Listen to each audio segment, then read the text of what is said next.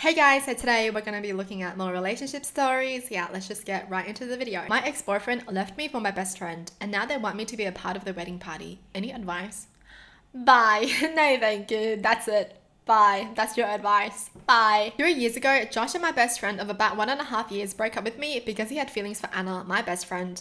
We hung out a lot and they said that they eventually developed feelings for one another. They admitted that Josh had been cheating on me.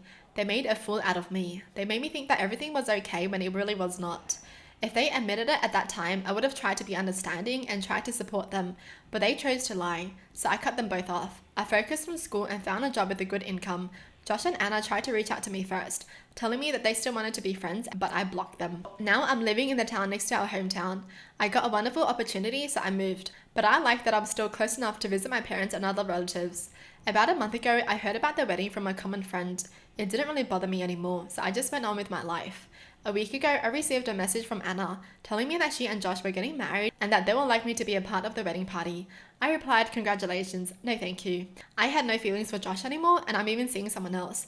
But I don't want to celebrate the wedding of two people who betrayed me. They were insistent. Josh also messaged me via a different number. Some of my friends also tried to convince me to come to the wedding. I firmly said no. Even my mum called me asking if I was going, and when I said no, she sounded disappointed, but she didn't push it. This was all just quite weird to me. Why would you want your ex-girlfriend, ex-best friend, the girl you cheated on, to be a part of your wedding party? They're trying to embarrass her. All those friends are toxic. Even the mom's toxic. Hello?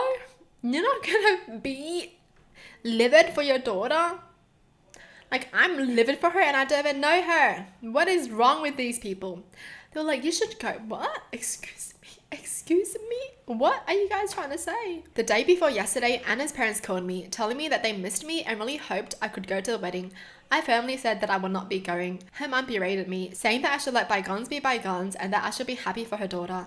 I asked her if I cheated with Anna's boyfriend and then invited her to the wedding, which she convinced Anna to go. She had no answer to this and I hung up. This is quite getting out of hand because I'm receiving more than 20 to 30 calls and texts a day from their friends and family about this wedding. Any advice on how to handle this? Also, any insights on why they want me to go to the wedding? I don't think it's normal that they are very insistent. Nah, I know. They want to embarrass her. They probably have like a speech about her.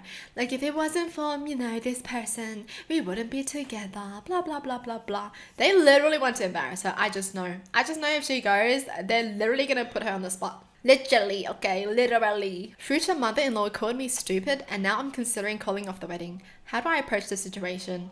I'm engaged to John. We are together for 5 years. We want to get married in July 2025. I always thought that his family liked me because we get along well. He has 2 older brothers, both married.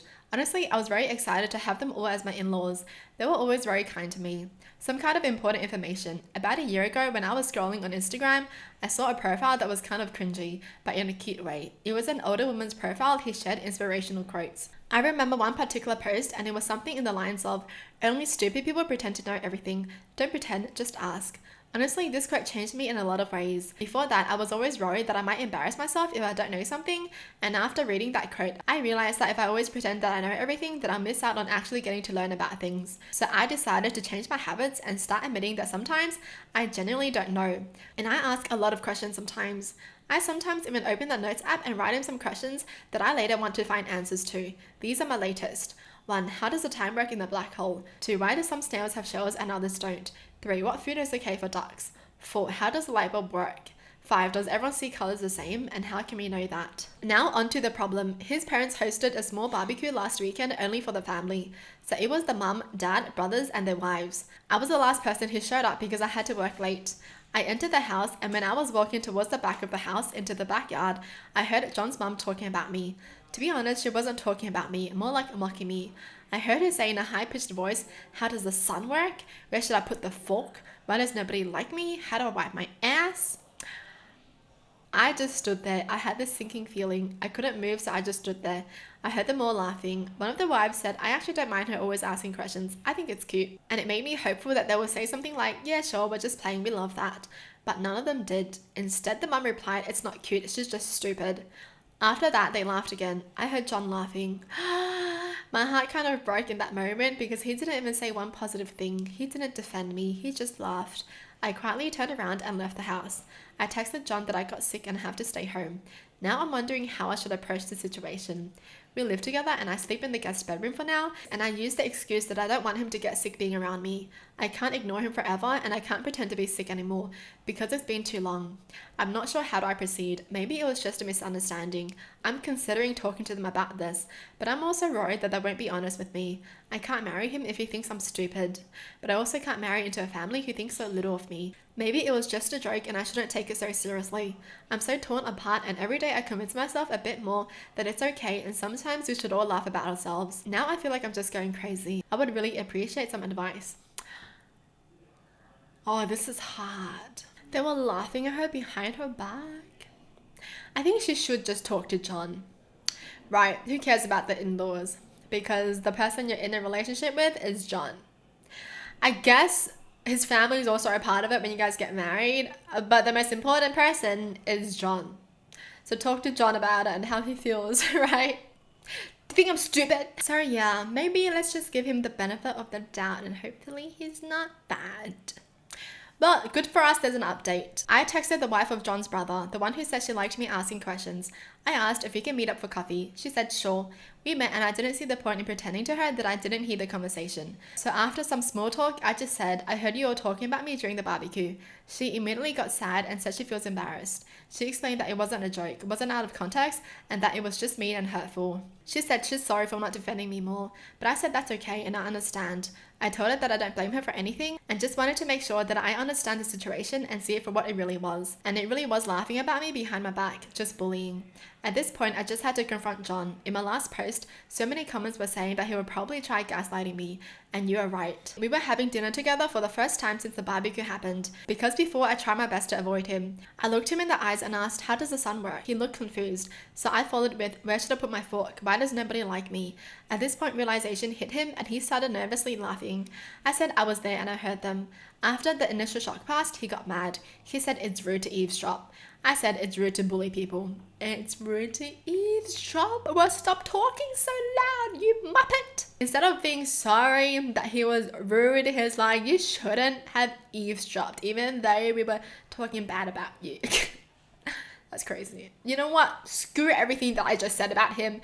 Yeah, he doesn't deserve to be forgiven. He tried telling me that it was just a joke, that I shouldn't be so uptight, that it was really funny. I said that I didn't find it funny and went to the guest to calm down. He started panicking. He was asking me to please talk to him. He was much more apologetic and said that he will be 100% honest with me. I asked if his mother made similar comments before the barbecue. He said yes. I asked him if he ever defended me. He said he tries to. I don't know if I believe him. He told me he loves me and respects me. I don't know if I believe it either. Well, he obviously didn't try to that day. He laughed.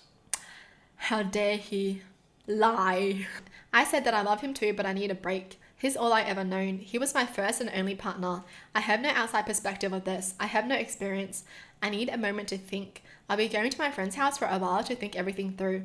The apartment has his name on the lease anyway. After I gathered some of my things and left, he kept texting me non-stop. He tried calling, but I didn't respond.